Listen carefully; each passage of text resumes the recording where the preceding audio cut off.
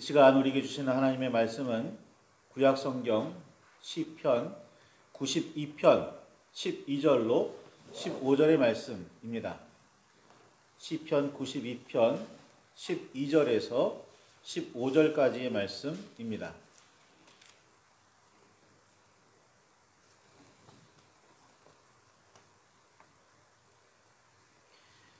찾으셨으면 우리 함께 말씀을 봉독하시겠습니다.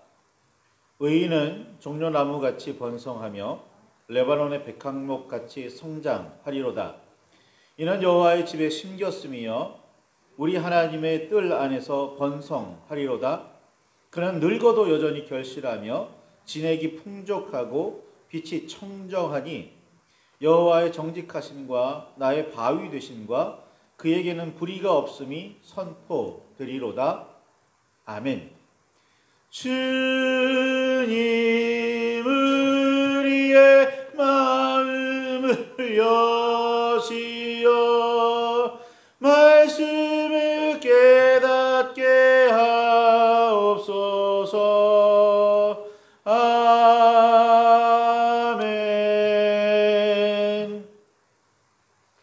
주님의 사랑과 그 크신 은혜가 저와 여러분 안에 가득하기를 소망합니다.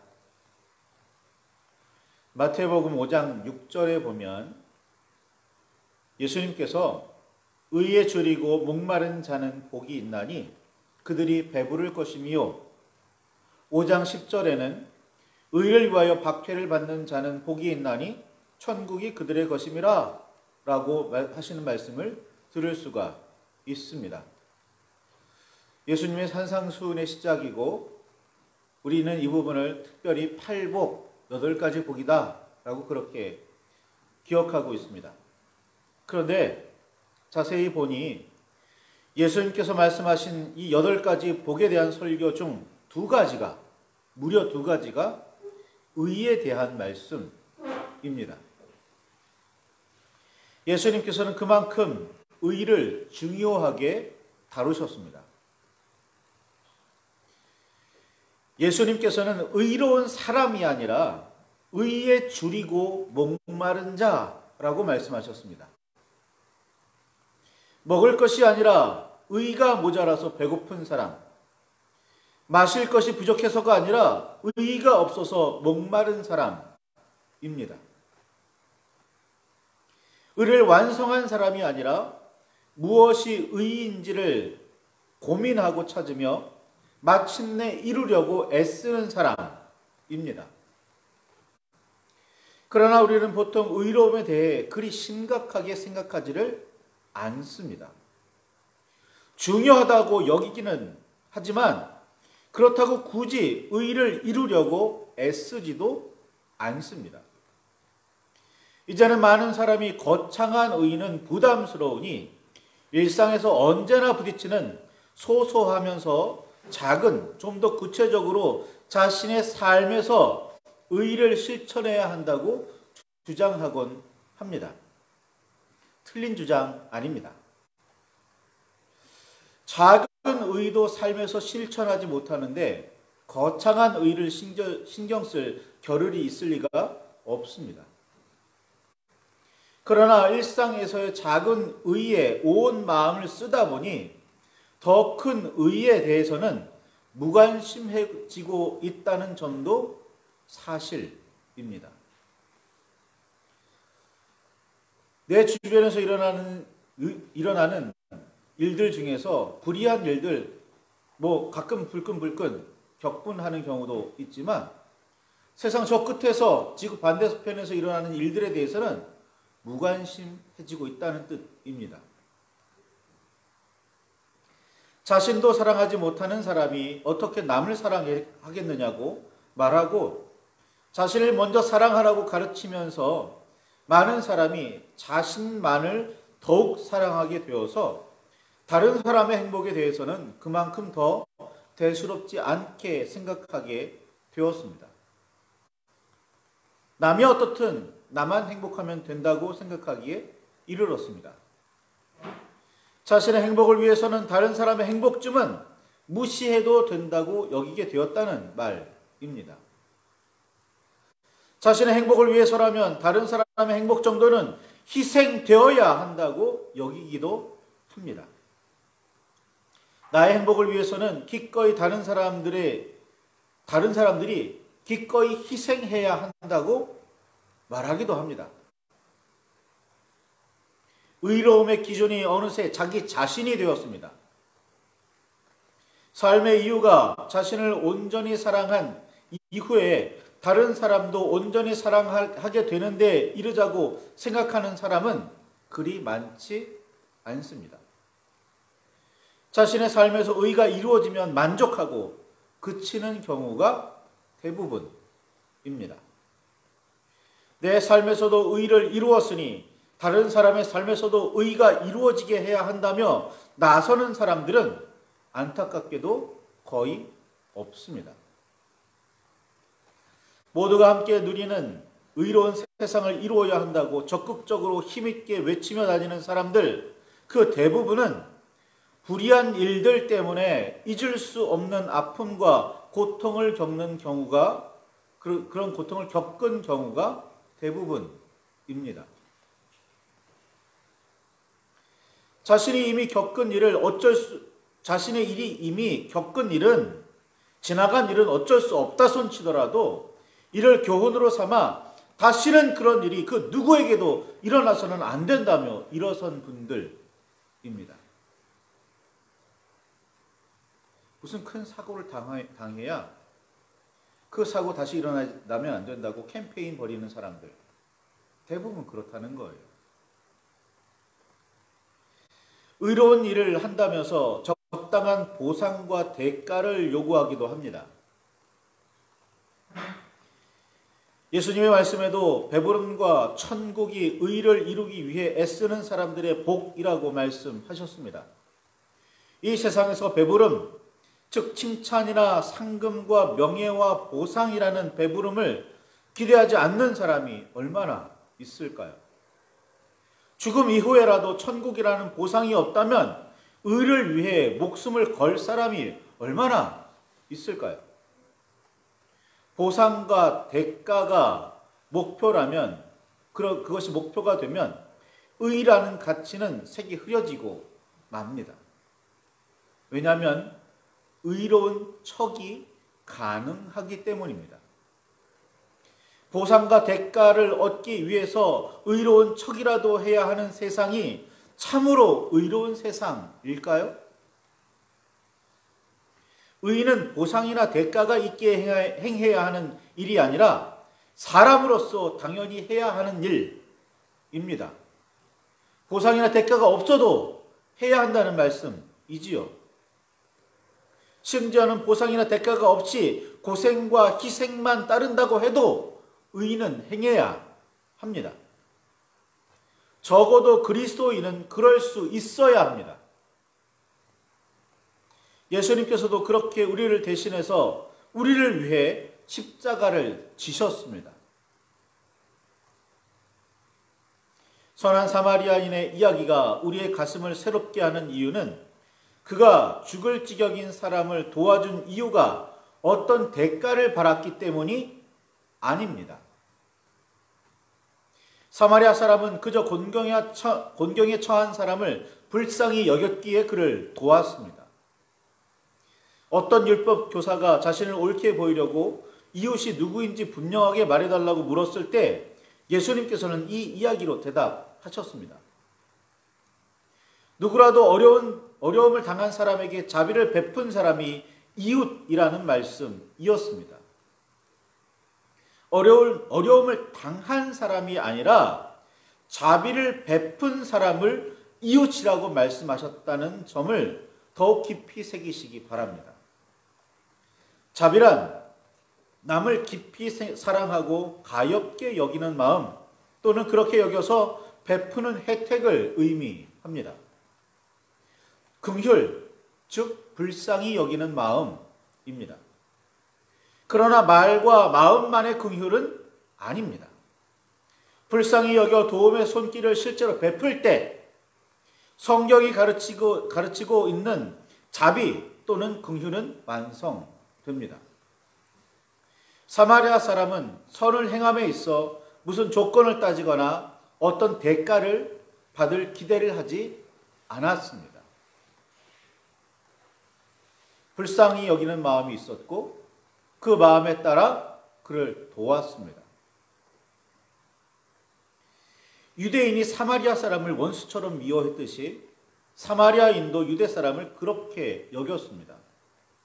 그런데도 예수님의 이야기에서는 사마리아인은 그가 단지 강도들을 만나 가진 것을 모두 빼앗기고 심지어 맞아 죽을 지경이 있었다는 사실에만 신경을 썼습니다. 사람을 그저 불쌍히 여겼다는 말입니다. 예수님께서는 이런 면을 갖추어야 이웃이 될 수 있다고 말씀하신 겁니다. 남을 불쌍히 여기는 마음을 가졌다는 사실이 선하고 의롭다는 말씀입니다. 레위기 19장 18절에는 원수를 갚지 말며 동포를 원망하지 말며 내 이웃 사랑하기를 내 자신과 같이 사랑하라. 나는 여호와이니라 라는 말씀이 분명히 있습니다. 이는 분명히 하나님의 법입니다. 따라서 예수님께서는 누가 자신의 이웃이냐고 물은 율법교사에게 이 율법으로 대답하실 수도 있었습니다. 그런데 굳이 유대인이 그토록 미워하는 사마리아인을 들어서 이 이야기를 전하셨다는 사실을 우리는 깊이 새겨야 합니다.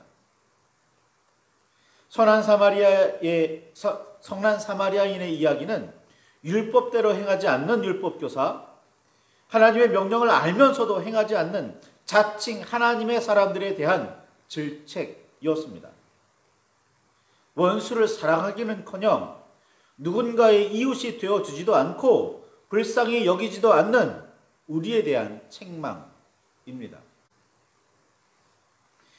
율법교사는 그저 자신을 불쌍히 여겨주며 도와줄 사람만을 찾았는지도 모릅니다. 내가 도와줄 사람, 내가 불쌍히 여길 사람이 아니라 나를 불쌍히 여겨달라, 나를 도와달라 라는 의도였던 거지요. 예수님께서 하신 8가지 복에 관한 말씀에서 공동 번역은 의를 옳은 일이라고 번역했습니다. 같은 뜻이기는 한데 의로운 일 또는 옳은 일이 무엇인지는 그렇게 분명하지 않습니다. 옳은 일이란 무엇일까요? 의로운 일은 뭘까요? 이웃을 불쌍히 여기며 나아가 사랑하면 될까요? 선한 사마리아인의 이야기처럼 불쌍히 여기면서 사랑하면 그들을 도와주면 되는 걸까요? 물론 의로운 일입니다. 하지만 거기서 그치는 걸까요? 그게 다일까요? 성경에서 의롭다고 인정받은 첫 사람은 노아입니다. 그가 의인이요 당대의 완전한 사람으로 인정된 이유는 하나님과 동행하는 사람이었기 때문이었습니다. 의인의 첫 번째 조건입니다. 하나님과 동행하는 사람은 하나님의 뜻을 받들어 사는 사람입니다. 그가 하나님의 뜻을 받들지 않는다면 하나님께서 그와 동행하시지 않으십니다. 이는 성경을 읽은 사람이라면 누구나 알 수 있는 가르침입니다. 그 하나님께서 사람을 창조하실 때 하나님의 형상을 따라 그 모양대로 만드셨습니다. 그러니 사람은 누구나 다른 사람을 대할 때 하나님의 형상을 대하듯 해야 합니다. 자신만 하나님의 형상을 가진 듯 행동해서는 안 됩니다. 그렇게 서로를 존중하며 사랑해야 합니다. 그렇게도 귀한 하나님의 형상을 자이든 타이든 전쟁이나 질병 등등 어떤 이유로든 잃어버린 사람을 불쌍히 여길 줄 알아야 합니다. 하나님을 사랑하며 잘 섬기는 일도 하나님의 뜻이지만 사람을 사랑하는 일 역시 하나님의 뜻이라는 사실을 분명히 새기시기 바랍니다. 사람을 사랑하지 않으면서 하나님을 사랑할 수는 없습니다. 하나님을 사랑한다면 당연히 사람을 사랑하게 되어 있습니다. 만일 그렇지 않다면 우리는 뭔가 커다란 문제에 빠져 있다는 사실을 빨리 깨달아야 합니다. 무엇이 의이며 옳은 일인지에 대해 고민할 때 우리가 반드시 살펴보아야 할 두 번째 인물이 아브라함입니다. 성경에 따르면 아브라함이 여호와를 믿으니 여호와께서 이를 그의 의로 여기셨다고 창세기에는 분명히 기록하고 있습니다. 아브라함 같은 사람이라는 것 잘 알고 계시죠? 아브라함은 여호와를 처음으로 만나 그 음성을 들으며 명령을 받았을 때 그 말씀과 언약을 믿고 따랐습니다. 그리고 여호와께서는 그가 믿음을 보고 그를 의롭게 여기셨습니다. 바울은 로마서 10장 10절에 사람이 마음으로 믿어 의에 이르고 입으로 시인하여 구원에 이르느니라 라고 말했습니다. 마음으로 믿음이 의입니다. 참으로 믿으면 따르게 되어 있습니다. 참으로 믿지 않아도 따를 수는 있으나 그렇게 따르면 기쁨도 없을 뿐 아니라 엄청 어렵고 힘듭니다. 어떻게 그렇게 할 수 있을지 의문이 생기고 힘들고 어려워 포기할 마음이 들게 되어 있습니다. 아버지 하나님을 온전히 믿지 않았다면 십자가를 지실 수 있었을까요? 그 힘들고 어려운 여호와의 뜻을 받들 수 있었을까요? 그런 그리스도의 제자로 살 수 있을까요? 여호와께서 기쁘게 여기시는 공의와 정의를 정말로 행할 수 있을까요? 여호와께서는 에스겔서 18장 5절에서 9절에 이르는 말씀에 사람이 만일 의로워서 정의와 공의를 따라 행하며 산 위에서 재물을 먹지 아니하며 이스라엘 족속의 우상에게 눈을 들지 아니하며 이웃의 아내를 더럽히지 아니하며 월경 중에 있는 여인을 가까이 하지 아니하며 사람을 학대하지 아니하며 빚진 자에게 저당물을 돌려주며 강탈하지 아니하며 줄인 자에게 음식물을 주며 벗은 자에게 옷을 입히며 별일을 위하여 구워주지 아니하며 이자를 받지 아니하며 스스로 손을 금하여 죄를 짓지 아니하며 사람과 사람 사이에 진실하게 판단하며 내 율례를 따르며 내 규례를 지켜 진실하게 행할진대 그는 의인이니 반드시 살리라 라고 말씀하셨습니다. 의롭다면 정의와 공의를 따라야 합니다. 정의와 공의란 오늘 에스겔 18장 5절에서 9절에 있는 말씀에 따르면 우상을 섬기지 않고 율법을 지켜 행하며 사람을 학대하지 않고 죄를 짓지 않아야 합니다. 사람과 사람 사이를 진실하게 판단하며 하나님의 율례를 따르고 규례를 지켜 진실하게 행하야 그래야 의인입니다. 하나님의 정의와 공의는 하나님을 사랑하여 온전히 섬기고 더하여 이웃을 사랑하며 선을 행하는 일입니다. 이것이 바로 하나님의 정의롭고 공의로운 율례와 규례의 핵심입니다. 그렇게 정의를 물같이 공의를 마르지 않는 강같이 흐르게 해야 마땅합니다.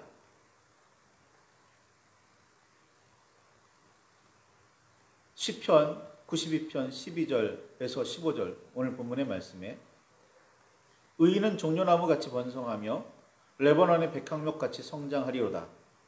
이는 여호와의 집에 심겼으며 우리 하나님의 뜰 안에서 번성하리로다.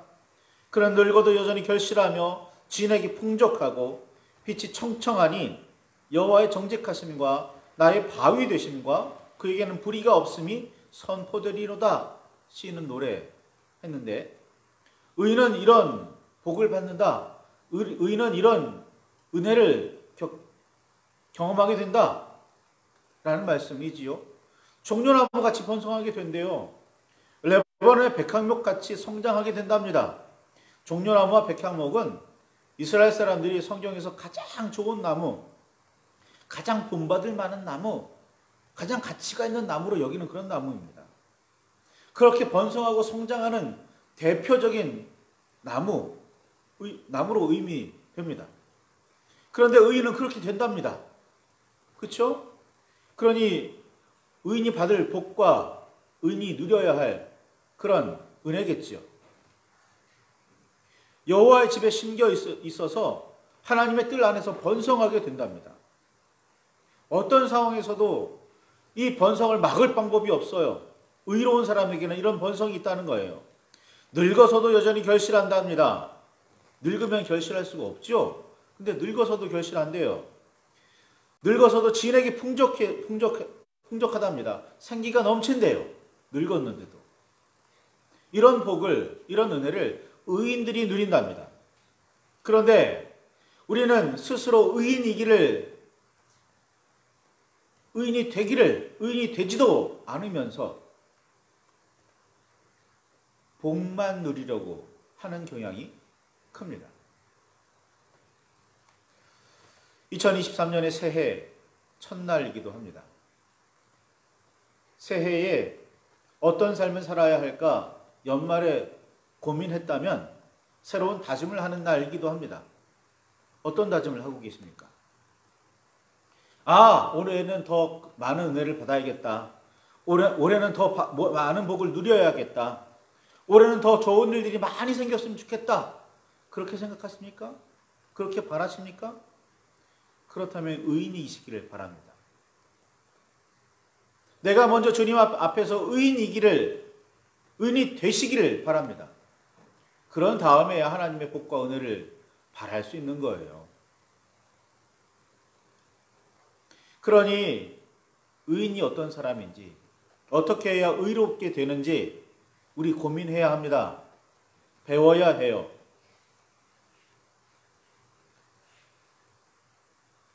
노아를 통해서, 아브라함을 통해서, 그 위에도 성경에서 의인이라고 이름 붙을 만한 사람들을 통해서 배우시기 바랍니다. 그들이 어떻게 하나님의 복과 은혜를 누리게 되었는지 말이죠. 복과 은혜의 초점이 아니라 나는 정말 의로운 삶을 살았느냐, 여기에 초점을 두시기를 바랍니다. 그래서 이 한 해 정말 의로운 주님의 백성이, 그리스도의 제자가, 성령의 사람들이 되시기를 바랍니다. 말씀을 붙들고 깊이 묵상하시기 바랍니다. 기도하실 때 주님의 지혜와 그 은혜가 우리 가운데 넘치기를 소망합니다.